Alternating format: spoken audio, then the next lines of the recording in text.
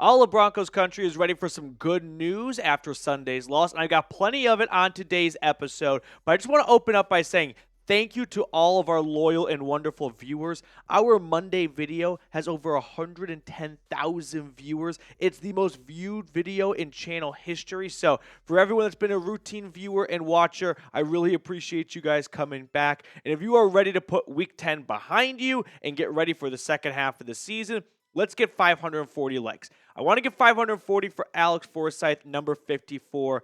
The way Bo Nix and Quinn Miners, two captains, have spoken about their teammates, I'm ready to just kind of let bygones be bygones, bury the hatchet, and let's get ready for the Falcons this Sunday.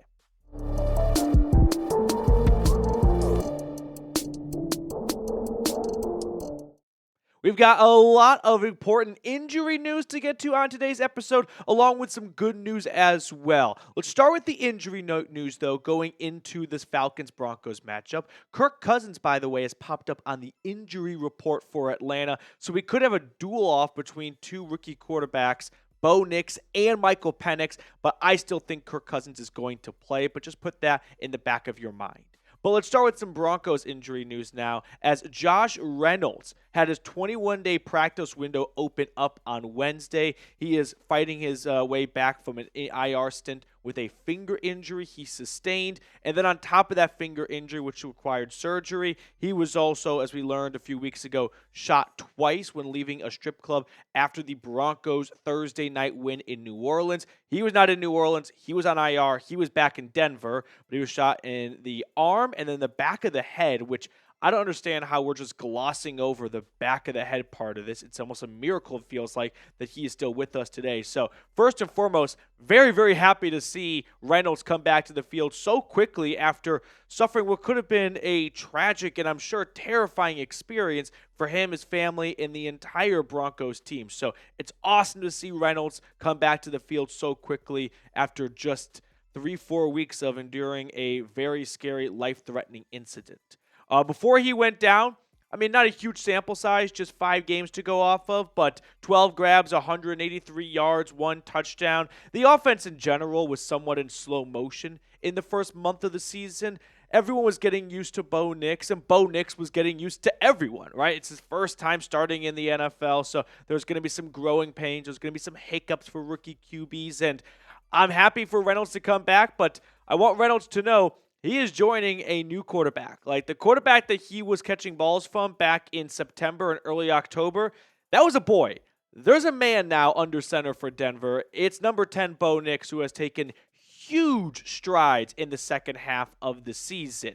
And on top of that, some good news that I think you guys will enjoy is it has been recognized. Bo Nix was voted Rookie of the Week for the AFC, or for the NFL, after his 2-touchdown performance in Arrowhead against the Chiefs.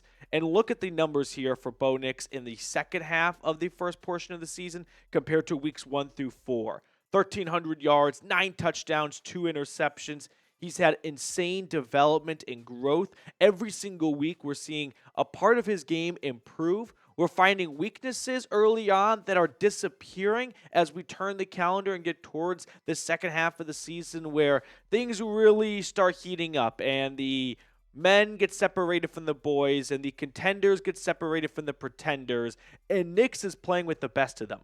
I mean, if I had told you back in September, hey, what about putting a little future down on Bo Nix to win Rookie of the Year? You would have laughed at me. You're like, no, you see what Jaden Daniels is doing right now? You see what Bo Nix is doing right now? Bo Nix, 10 touchdowns. He leads all rookies. Keep an eye on Nix. He's going to put together, I think, a really strong second half of the season and maybe make a real run for winning NFL Rookie of the Year. So, speaking of that prestigious award, do you think he's going to win it? Give me a yes or no down in the comment section.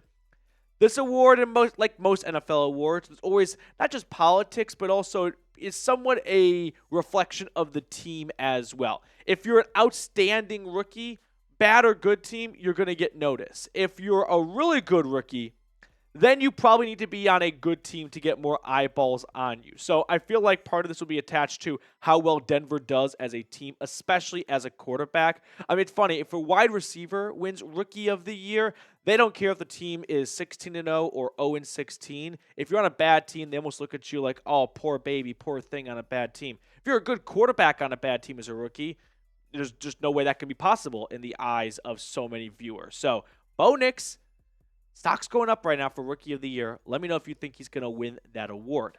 Some other news and storylines I want to talk about on today's episode.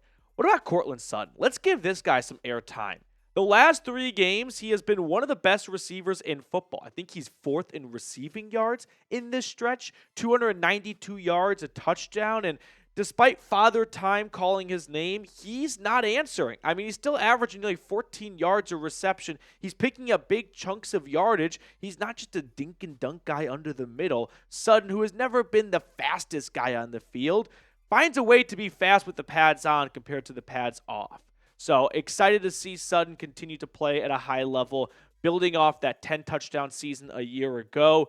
I don't think he's going to reach 10 touchdowns this year, but he will surpass targets, receptions, and yards that he had last year. So there's going to be a lot of improvements and just overall positivity going into what's a big year for Sutton because he's in a contract year starting next season. He's got 1 more year left on his deal after 2024. So he needs to showcase his talents this year to prove to this front office, hey, keep me on contract and keep me on the books for 2025. I know there are some potential savings to be made, but it's not worth it if I'm churning out all these yards and all these touchdowns for you. Before we get to the second half of today's episode, make sure to hop aboard if you have not already. We are closing in on 28,000 subscribers, under 400 away. So if you're looking for a free Broncos YouTube channel, we're going to keep you informed and entertained all year long.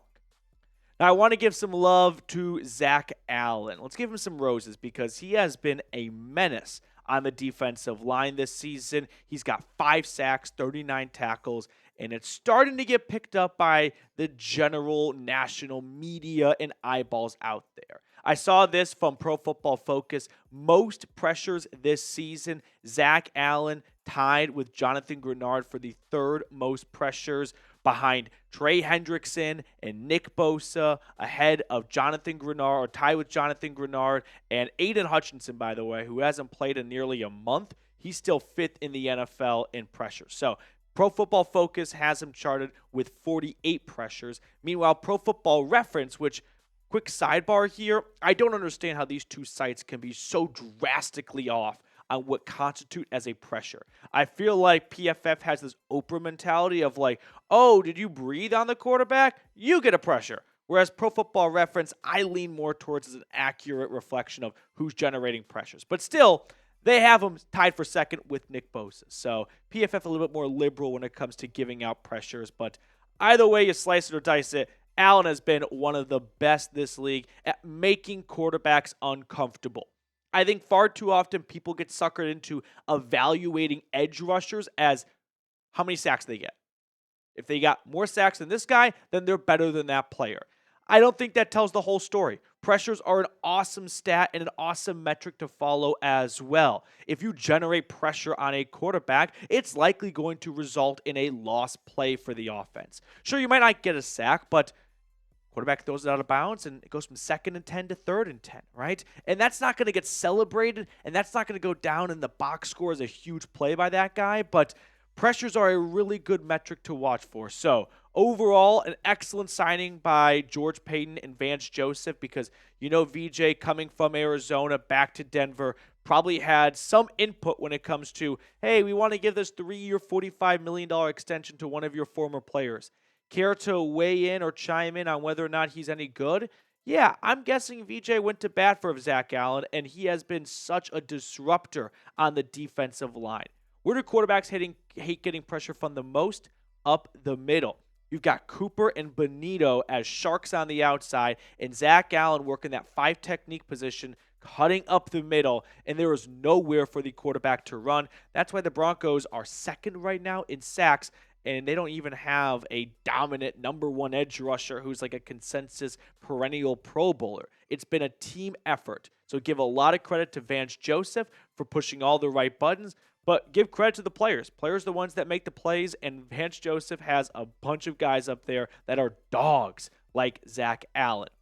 Before we get on out of here, a couple of quick things. One, holiday season's approaching. If you are looking to give a present to a loved one, I think this Bo Nix throwback retro jersey is pretty awesome. So if you want to give one to yourself, the cheat code here is send it to yourself, and then on the wrapping, just say it's from your dog. And you're like, what a good pup right there. But go to chatsports.com/Nix throwback. I put that in the comment section and description of today's video.